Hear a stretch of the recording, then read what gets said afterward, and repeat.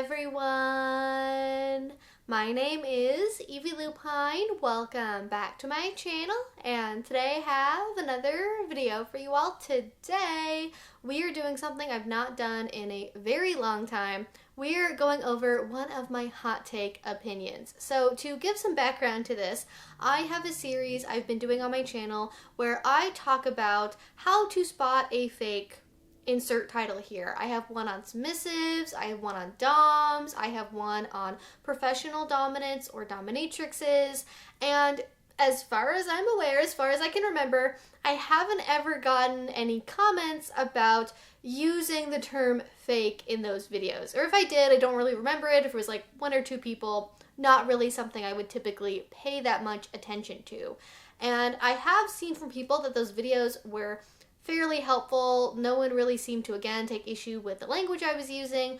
So I really wasn't expecting to see some of the community dialogue that apparently has been going on around the use of the term fake. So the other day I was scrolling through r/BDSM community, and I've talked about this place a lot on my channel before. I recommend it a lot because, well, one, if you go to r/BDSM, you're gonna see adult content, which is most likely not what you want if you're on my channel, at least. So r/BDSM community is a subreddit where people can go and they can ask questions and find answers and just connect to other people that are in the BDSM lifestyle. Typically people that are maybe less experienced, asking for opinions or advice from people that have been doing this for a little bit longer. And when I was on there, there was somebody who was asking about how to spot a fake dom.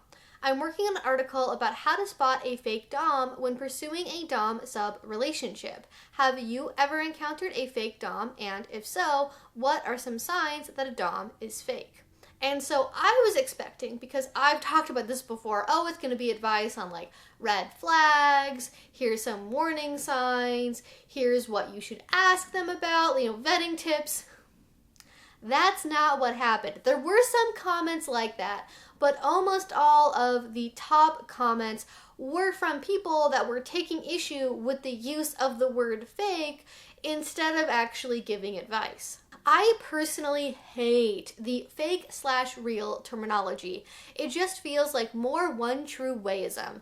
Think of it like a teacher. If you're a teacher, that doesn't really speak to your character. You can be an abuser and still be a teacher. You can be a shit person, a consent violator, and still be a teacher.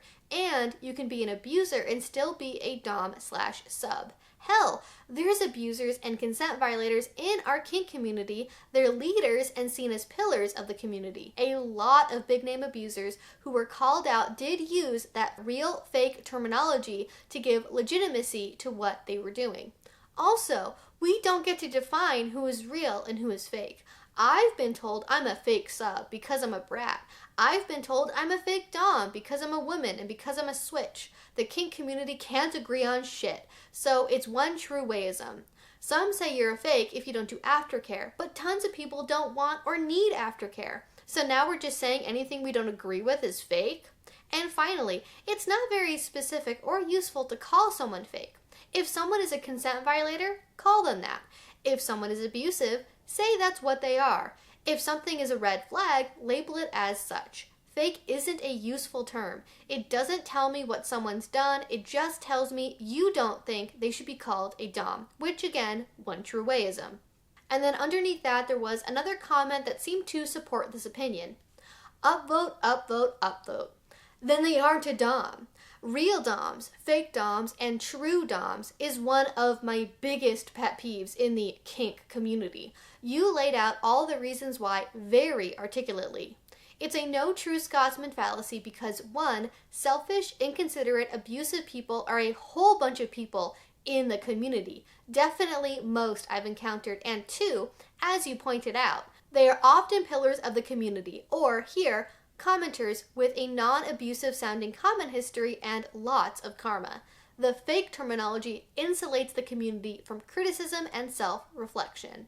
And to me, this is really interesting because I had never kind of considered the fake terminology in that way. I would absolutely agree there are people who use the term fake, like, I don't know, like a weapon almost, like a gatekeeping tool to be like, well, actually, brats aren't real submissives, or women can't really be doms, or if you've ever been a switch, if you've ever bottomed to a man, you can't be a dominant woman, or if you do a 24/7 relationship but you only do PP, you're not really a master, or if you are somebody that does BDSM but only in the bedroom, that's not really BDSM, and like all kinds of variations of stuff like that to try and draw this fake line in the sand between what people think or what the individual person thinks makes something BDSM or not based on their own individual interpretation. And I do think that that is wrong because outside of a very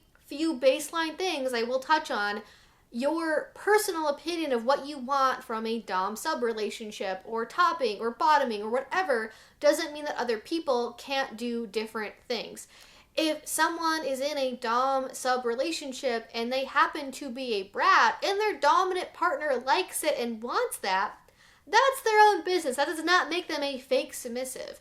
However, I do want to distinguish between times when people use the word fake to try and sort of separate out people that disagree with the way that they do BDSM or they don't happen to have the same style, and people who are, in my opinion, actually fake, because that is the utility of the term. I don't think that it's only ever the case that people use fake and it's not useful in some capacity, especially because if you are on Reddit, if you are on FetLife, if you are on online places talking about BDSM, your chances of encountering a genuinely, sounds weird to say this, a genuinely fake dominant is more likely. I really talked about this in the video I did, especially on fake dominants that are professionals or dominatrixes, because I feel like there's something about this post that I think is accidentally very like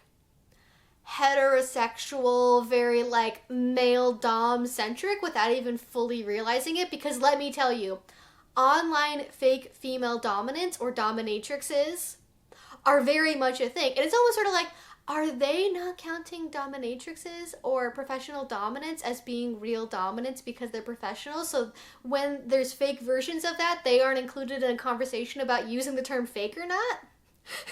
Is that too complicated? Have I just made this needlessly way too complicated? But I do think that there are situations where people are genuinely fake, and it does make sense to use that label. And this is something I talked about in my videos about this again, is that there are people who pretend to be dominant when they genuinely are not, in order to get blackmail on someone, to get free nudes, to get easy sex, they assume, to get all kinds of things, steal people's money, take their identity, all sorts of motivations. It is just simply one variation of, in particular, an online scam, essentially. I'm not quite so sure that the term fake dom applies as well to real life interactions because, you know, there's people who are new, they're confused, they're still learning, they might make some mistakes that make them seem kind of like quote unquote fake, but they're not actually fake. They're not trying to run a scam. They're not trying to pretend to be something they're not. And to me, that's the key. That is when fake makes sense, because it's literally someone pretending to be something they are not. This is really common for male submissives trying to find female partners and just running into hordes of people that literally have stolen fake profiles on dating apps, on FetLife, on Twitter, you name it. There are people that are pretending to be dominant that genuinely are not, and trying to use that to get something that they want. And that is something that I think we need to still have room for. And I think there is space to have an article about that. And I think I should know because I made a video about it, and people like, for example, Daddy on Lee have posts on their websites talking about how to spot a fake dominant because it is that much of a genuine real problem. So I think there needs to be a kind of synthesis that should happen about, okay, we shouldn't use the term fake lightly. We shouldn't use the term fake to indicate somebody that has a different style of BDSM from what we idealize or from what we want from a partner personally. Because, you know, on the aftercare thing, for example, I have definitely seen, this is like a Tumblrism, I think, where for a long time there would be people who would post things and they would say, a dominant should and then have a list, right? And it would be, they should negotiate with you, they should listen to your safe word, they should provide aftercare, they should be really soft and nice to you, they should be gentle. And it slowly devolved into this list of a very narrow version of how to be a dominant. And instead of being a list of like suggestions that was taken as that as like, hey, here's something you should ask about before you do a scene, it became any dom for any reason that doesn't do aftercare, even when their partner says they don't want aftercare, is abusive. And it's like, that's not quite it. That's not really the message we should have taken from this conversation at all. It should have been seen as a way to, especially for people that are newer, younger, don't really know kind of the ins and outs of like what you should expect from a dominant partner as like a baseline. It should be taken in that vein as like, here's some common things that most people do. And for me, really at the end of the day, what I want to see is people acting on a basis of consent. What that looks like can be very different from partnership to partnership. You have people that have whole relationships that are 24/7, total power exchange, consensual, non-consent relationships, where at one point, 5 years ago, they wrote a contract, their partner signed it and agreed, I consent to the premise of this relationship, and from this point forward, it will be based on consensual non-consent. And then you have people that maybe they don't have a power exchange relationship at all. Maybe every single scene, they negotiate for everything and they consent to every individual thing, and they consent to everything along the way and reserve the right to revoke their consent at any point during the play itself. And BDSM can exist on this spectrum between these 2 points, where sometimes it looks like consensual non-consent power exchange relationships, and other times it's very active, very proactive consent every like 10 seconds, It really depends on the individual people. And so as long as there is that basis of consent, that is what's important. But if somebody is pretending to be something they're not, there cannot be informed consent in the relationship. Because for me, part of giving consent is using the Fry's model. I've talked about it a million times before. I won't get into the whole thing again for like a 56th time on this channel. But part of that is giving informed consent. And if your partner is not honest with you about what they are, what they want, their experience level, their experience with that particular thing that they're doing to you, not just in a general way like I've been doing BDSM for 5 years, if they are dishonest, if they are concealing things that would change your decision to play with them or be in a relationship with them, consent at that point in my mind is void. Because if you negotiate, let's say, a piercing play scene with someone who says, oh, I've been doing this for years, I've got this, I love piercing, here's these photos of other piercing play scenes that I've done. I learned from this person, I read this book, and they didn't do any of that, and they just stole photos from the fucking internet? Did you really give informed consent to do that scene? No, because you thought that they would have the basics in mind, right? That they would know what kind of needles to use, how deep to go. And they might not actually know because they never really learned anything, or never learned as much as they are purporting to have actually learned. So that for me is where I think we do need to make room for this terminology of fake, because it's not just about, oh, the kink community doesn't want to self-reflect, they just want to use the term fake and throw it around, it doesn't really mean anything. And I can't speak to any scenarios where I've seen someone called out for abuse or consent violations or whatever, where they have said, oh, they're just, calling me a fake dom, they don't get the way I do BDSM. And don't get me wrong, I believe that would be the case. I could see that happening.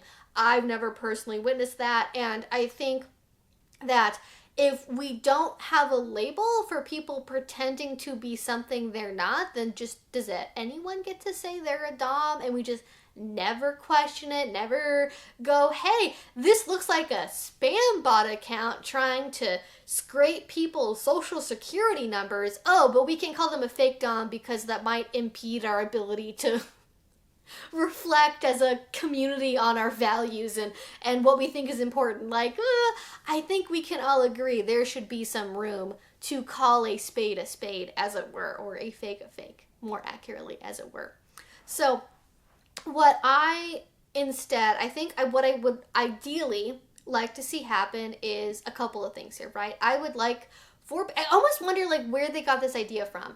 Like, is this like somebody with like a really popular blog or like a podcast was like, actually using the terminology of fake is harmful and reductive? Because this is like such a Twitter like take where it's like, yeah, you kind of have a point, but also like fakes do really exist, and so we need to be able to call that out for what it is. And personally for me, like, I don't think people are like saying that my series or the videos I've done are bad by any means. I just think it's interesting that, like, you know, a year ago, whenever it was that I was making these videos, no one had a problem with it, and now it's suddenly an issue to talk about, hey, like, if somebody is messaging you on Twitter DMs and within 2 sentences of a conversation, they're saying, give me your panties, slave, or like, take a nude for me, whore, like, does that sound like somebody who is actually a real-life BDSM dominant? Or does it sound like somebody who thought that freaky girls into kink would give them nudes? Like, I don't know. And I have certainly had a number of stories from people over the years where they got into relationships, or they wanted to get into relationships either with fake dominants or with fake submissives, who promised the world, who said they could do this and that, and they did this and that and the other, and then when it really came down to the wire, they could not deliver on those promises. It turned out they'd never done BDSM before, they weren't really a dom, they didn't exist at all, it was like a fake profile, it was all kinds of things that come out of people pretending to be something they're not. I feel like I'm saying that phrase a lot, but that's really, really what it comes down to. And I think we need to, as I was starting to get to, we need to be able to delineate and have like 3 things happen here, right?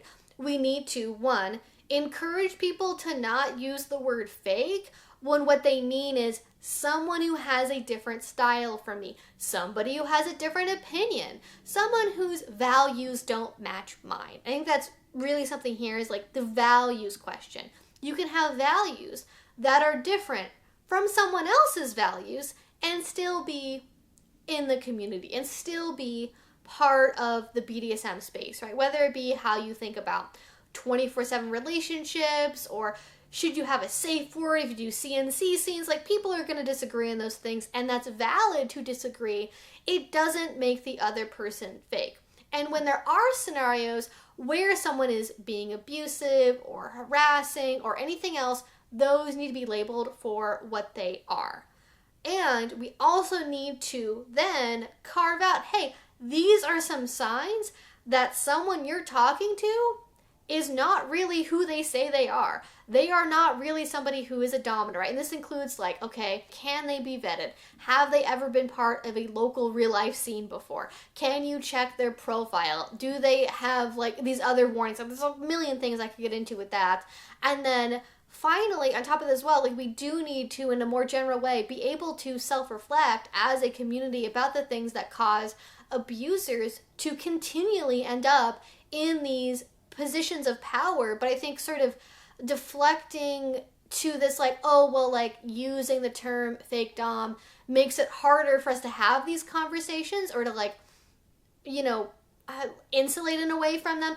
I don't fully agree with that. I don't think it's like the fake term, and I'm not saying they're even saying it's like entirely the terminology using the term fake that is causing this to happen, but like, there's bigger problems with BDSM self-reflection. And from my experience, people who say they have had interactions with fake dominance, it's not people who can't self-reflect on like community abuses.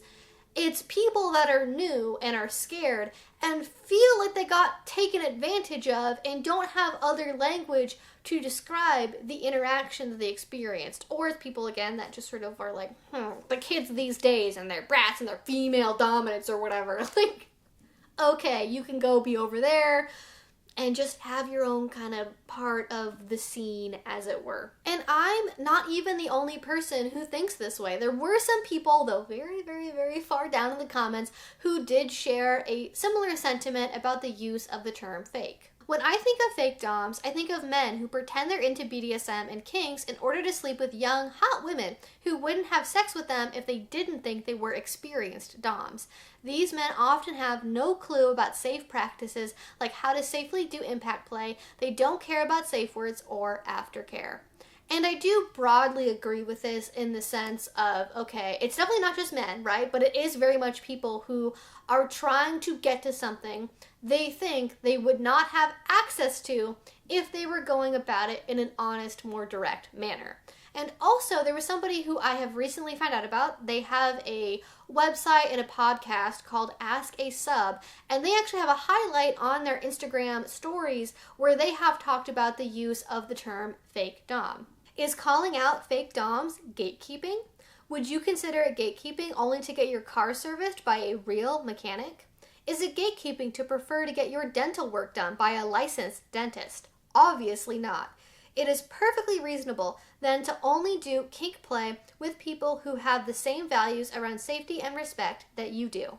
And I think this is interesting because both in her post on this and also in that first reply that I read on Reddit, they're both using this like professionalism as like a way to argue their point, where it's like, well, teachers are teachers even if they're abusive. And then this person is saying, oh, well, but would you want to get your car serviced by somebody who wasn't really a car mechanic but said that they were? And I think this is really getting to the very subtle linguistic differences in how people perceive the use of the term fake. You have one side that's saying, well, we can't disqualify people from saying they're dominant just because they're a bad person, because look at all these bad people who are able to do these things while also being a comedian or a teacher or whatever. We don't disqualify them just because of how they act or who they are. And then this person is saying, well, they can call themselves what they want, but if they're bad at it or they aren't really what they say they are, I don't want to go to them. I don't want to have a relationship with them. I don't want to be involved. And I think if we could have both sides of this come a little bit closer together in how they see these things, we might actually be able to come to a little bit of a resolution, come to an agreement on the importance of fake being something that is really a thing that happens. It's not just people, mislabeling abuse or mislabeling, behavior they don't agree with. There is legitimately instances, as I have outlined here already, that I think do count as somebody being genuinely a fake. And it's different from disqualifying people from saying they're part of the community just because of how they act. Like, I personally would not call somebody, and I can't name names because this is YouTube, but, I would not call a community leader that happened to be a dominant, that also abused his power and privilege, a fake just because of how he acted. Because clearly he was really doing BDSM, right? He was really doing rope or impact play or whatever, but he used his position within BDSM as a dominant, as a tool for that abuse, which is very different from somebody who is like on Fat Life with a fake profile, stolen photos, pretending to be something that they're not, and actively trying to deceive people, as opposed to, acting out abuse or acting out abusive tendencies within a BDSM relationship, using BDSM and power exchange as a tool for that abuse. So anyways, this has become a very long video. I hope that you all enjoyed this. I think I've kind of come to an understanding while talking about this what my opinions are, and I do think it's good to have those moments of self-reflection and questioning, okay, is this something that I agree with? Should we keep using this term or label? Is it being misused or not? And I really don't think that most people are misusing the term fake. I do think some people are using it in a hurtful and derogatory manner, and we should be able to delineate between those times when people are obviously saying something in a derogatory, deriding manner, And when people are talking about experiences they've had where someone has lied to them in a very big and important way, but that doesn't necessarily constitute like abuse either. With all that being said, those are my opinions, those are my thoughts on using the term fake and calling people fake and fake doms. I would love to know what you all think in a comment down below. I am sure people are going to have very different opinions about this one potentially because, you know, we do all come into BDSM with our own opinions about things, our own values, and this is really an active process. We are really building BDSM as a community into what we want it to be and the language we use. It is an active process, and I'm so excited to see where this goes and what our next steps are going to be. If you think this is like a big deal, maybe you don't care at all and you're like, what the heck is the problem with any of this? I don't really give a shit. Who cares, right? Call people whatever you want to call them. It'll sort itself out in the long run, right? So all that being said, again, I would love to hear what you have to say in a comment down below. If you did enjoy this, if you've not already, please do subscribe because I make videos twice a week about all sorts of kink and BDSM related topics. And finally, if you did really enjoy this, if you want to support what I do, the best you can do that is with Patreon. A link to that will be down below. We do all kinds of fun stuff over there. We have a Discord chat. I also do exclusive streams on Fridays, or on Thursdays actually, now that I do stream on YouTube on Fridays, but on Thursdays on Patreon, we do stream over there, and that's where I react to YouTube videos and go over my hot takes and give you all previews of the videos that I'm working on and things I've been thinking about. So yeah, that is down below. If you do already support over there, thank you so much. It means the absolute world to me. And until I see you next time, I hope you have a great yesterday and a great rest of your week. Bye-bye.